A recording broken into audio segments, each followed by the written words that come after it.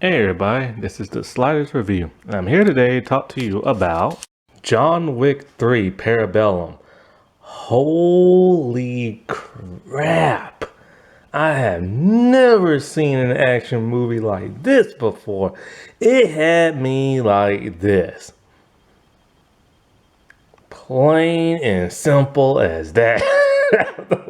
I was like, holy crap. Like, for over 20 years, I've always told myself my favorite action movie is Jet Li's Kiss of the Dragon.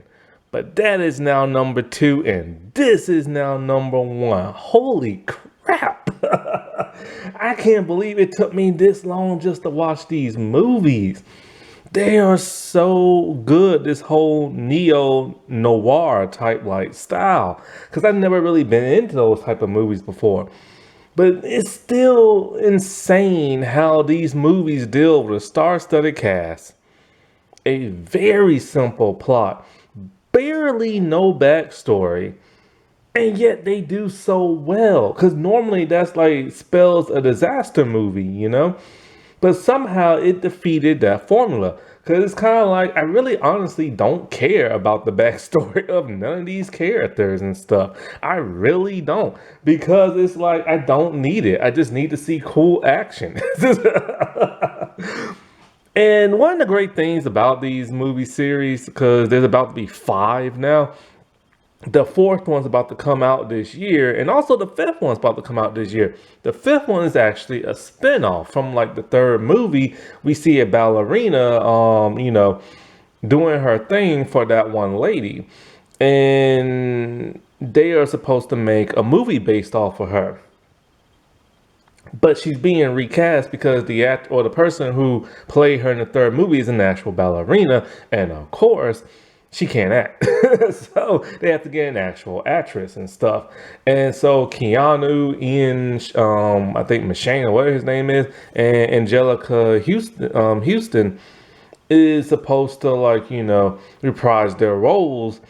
And so I'm very curious to know because yeah, the main focus is gonna be on the ballerina lady, and everybody else is gonna be just pretty much like a supporting cast, or just maybe like a small cameo, probably.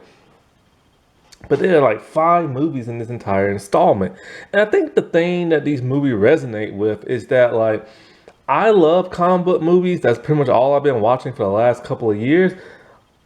But comic book stuff is starting to get kind of boring, kind of dull, kind of like. And a lot of them aren't as great. And it's been a good while since I watched an actual action movie or any other type of movie other than comic book. I haven't even really watched a comedy, to tell you the truth. And so, like, I have so many like DVDs and action and comedies and romance and stuff like that. But I don't never watch that stuff no more. I just been into like comic book stuff. But this really brought me back to like, when I was in college or even when I was younger, like in high school, I used to watch like action TV shows and movies, a lot of martial arts stuff. I've really missed this stuff, the chases, and it's just like I didn't know how much I missed this stuff until like I watched this movie series and stuff. Now I will say the second one I didn't particularly like that much. It felt very different. It was filmed very differently. It was mostly during the day. It wasn't filmed at night to have that gloss and that shine to it like the first and the third one. And so I'm glad they went back to that in the third one. But what makes the third one so much better is that like it's more, I guess you could say, plot driven, because the thing about the first one, it was just literally, somebody killed his dog, stole his car, and he got pissed and just started like killing like the bad guys and stuff. And that was just a pretty simple plot. But here we get a little bit more context. We know now that he's an orphan. We know his real name that I cannot pronounce. We learn how we find out how he was like taught how to fight like very quickly, but that's all you really need and stuff. And so we also find out he helped like Holly Berry's character out with her daughter. Man, I'm tired. I was late at night. Ooh, my bad for yawning and stuff. I am tired, man. I tried to hurry and watch these movies for like HBO Max, take them off. And so we learned a little bit more about John Wick, which is something we did need. We need to learn a little something more about him, other than like, he lost his wife. I'm still not sure how he lost his wife. That's never explained. I'm waiting for his wife to just pop up and be like, haha, I'm not dead. And so, like, after the events of the second movie, he now has a hit on him and stuff because he broke one of the cardinal rules. He killed one of like those like, mob assassin type people in like a place where you're just not supposed to do that, like a safe place. And so like because of that, his friend turned on him. And I really love the ending to the second movie. And he's running away because the crazy thing is, nearly everybody in town is an assassin. And it's like, holy crap, man. It's like, no matter which way he turns, left or right, somebody's there to off his behind. And that's what makes the third movie so great and so thrilling. It's that it's almost like a slasher. You don't know who the killer is. And just like in the third movie, every person you see, you don't know if they're a good person or a bad person. And so this movie didn't have that many like stars in it as like the other ones, And that kind of sucks. I still wish Bridget Reagan would have had like a bigger role. But man, Holly Berry, I haven't seen her since the X-Men movies. And she threw down in this movie. Both her and Keanu are in their late 50s, near 60, and they're fighting like they're in their 30s and stuff. I couldn't believe it. Because in the second movie, Keanu was starting to slow down with his fights and stuff. But here, he sped up the pace. I couldn't believe it because I heard people say the last Matrix movie, he's showing his age with his fighting. I still refuse to see that movie. But here, you could not tell he's in his 50s and stuff when it comes to fighting. All the tumbling, all the kicks, all the punches, and the same thing with Halle Berry. I have never seen Halle Berry do like an action role like this before. I remember the first thing I saw her in was that James Bond movie, but I don't even remember nothing about that movie. And here, man, I wouldn't mind seeing a spin-off with her and everything. I wouldn't mind her trying to look for her daughter or something. And the craziest thing I've ever seen and now heard of is dog foo. That's a new phrase I've never heard of before. I've never seen dogs do action like that before in the action sequence. This is literally off the chain and something new and like revolutionary. And I can't believe the director, I think the first movie was like his first movie I think he ever did. And this dude is knocking it out the park. A lot of his action scenes are like from a far away distance, so you get to see everything that happens. The choreography is something new and original and very breathtaking. I've never seen action like this before, and I've seen all different types. But this is on a completely new level. This is how the Matrix movie, if they were to reboot the Matrix, they need to get this person to like direct it. I would love to see a James Bond movie like this or any spy movie like this. I'm not even really a huge spy like movie fan. There's like a couple, but I've never seen nothing quite like this. And, it's really interesting the code these people live by. It don't matter if they're friends with them or not. As long as there's like a hit on somebody's head and you don't want to be taken out, they turn on people left and right. That was so interesting about the first movie that the second movie kind of lacked a little bit until towards the end. And then, it's back in full play in the third movie. I still don't know how John survived falling off that building and getting shot, but hey, whatever. And like I said before, Keanu's not the best when it comes to dialogue, when it comes to acting, but he makes it up a million times in like his fighting and stuff. That's why he's such a great action star.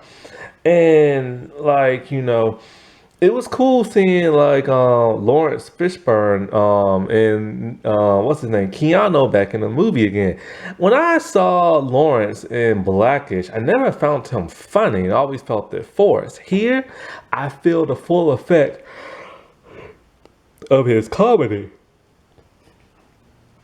And so like I still can't get over the dog food thing. Like man, I like that was just like amazing. Those dogs were so good, especially when I one ran up on the building and bit that man. And of course, all the like violence and blood and gore are still in this, which I think the second movie lacked a little bit until towards the end. Also, that fight towards the end when he went into that building, I didn't like when he fought that woman and that sumo dude. I was confused as to what was going on and stuff. They kept cutting back and forth to each one. But I think the third movie made up for it big time. My only complaint about the third movie is that it went on for way too long, 2 hours, and I was just kind of like, man, when is this ever going to be over? And also the stuff in the desert kind of slowed it down a little bit, and I found that boring, and I still don't know why he had to chop his finger off. That was like, what the world? But I love how more this was more like an martial arts film with the whole ninja assassin vibe to it.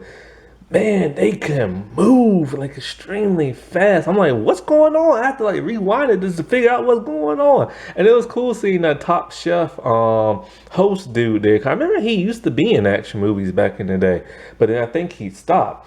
And so, and it was also the humor, man. It's so quirky. Like you never expect the humor to be the way it is in these movies, and you don't even like. It's not even that. It's like it's not that Marvel Disney crap where everything's awkward and weird. It's actual real humor that's actually funny, and it was cool seeing these other assassins like a huge fan of like John, and like. I'm trying to think what else. I wasn't even expecting to see a horse chase. Like that's how cool. Like that's how cool this movie is. Like you expect it to be cheesy, seeing like a horse going downtown, but it's not. It just feels right for whatever reason. And now one non-binary person who was in the movie, I forget who they play, but they're part of the high table. That person did a really good job. Like I wasn't really expecting like what this person was like, what the role was gonna be, but like wow, it was like they really held their own. And the whole high table, it's like it's weird. Like every time there's a new movie, we learn like a new element of like these assassin people. So now, of course, John and Lawrence character are going after the high table. Also, I was happy to see the black dude, the concierge dude, in the hotel, like actually do something this time, and so that was great. The only weird thing is that him and John and some other people was taking out like the high table people, but all the other people got taken out except for him and John, so that was kind of weird. Also, he disappeared towards the end of the movie, and I'm like, where is he at? Isn't he supposed to be killing people? But like, it was also nice to see Angelica Houston again. Ah, Morticia Adams. Like, I still remember her in them Adams Family movies. And man, she was ruthless in this movie. And of course, she's gonna be in that ballerina one. But all in all, I think this is the best John Wick movie ever. It surpasses both the first and the second one. The fourth one, I don't know how long they're gonna keep doing this. At some point in time, they're gonna flub, and hopefully they won't. So hopefully the fourth movie, or maybe the fifth one, will probably be like the end of this movie. If not, give it a six and let it be a saga.